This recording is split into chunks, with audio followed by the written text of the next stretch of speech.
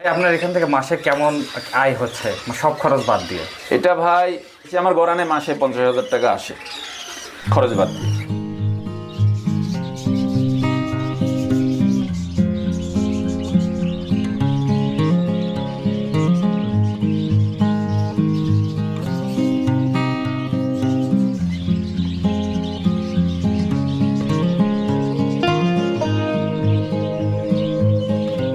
বন্ধুরা, আপনাদেরকে প্রীতি ও শুভেচ্ছা জানিয়ে শুরু করছি আজকের প্রতিবেদন।